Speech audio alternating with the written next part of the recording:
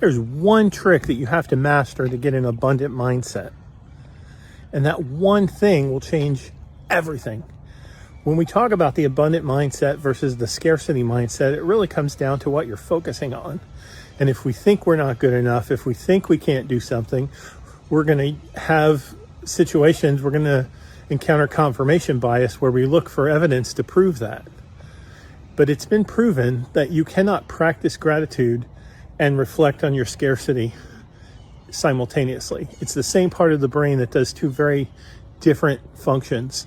And when we focus on gratitude and what we do have and the wins that we had, it really changes our entire mindset.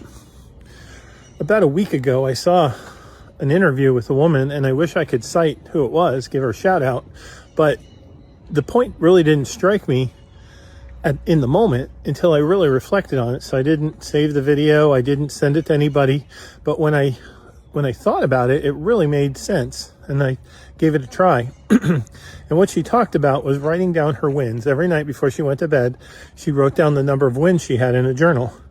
And these don't have to be life-changing wins.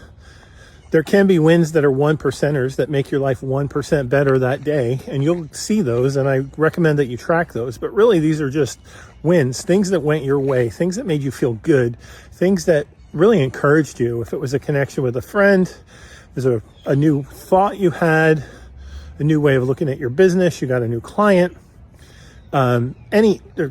you get to define happiness. You get to define what these wins are. But as you're writing down these wins and reflecting them right before you go to bed, these things go into your subconscious, where you really start to develop your abundant mindset, and your mind starts looking for more things that are wins and confirming it. So the first day that I did this, I thought I really didn't have that many wins that day. And when I sat down and wrote them all down, there were 12 things on my list.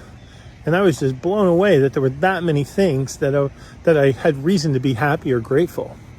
And the next day, right before I went to sleep, I made out this list again.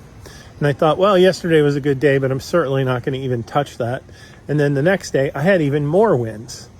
So as we're developing this mindset, we really need reminders, because once we have something, that's just the way it is. When we suffer a defeat, it represents something that we don't have, and it's really pronounced in our mind. So we need to do the programming of looking at things from a mindset of abundance, looking at things from gratitude, and that will spawn more gratitude. And one of the ways that you can do this is by having a mentor in your life, and that's why you need a CFO.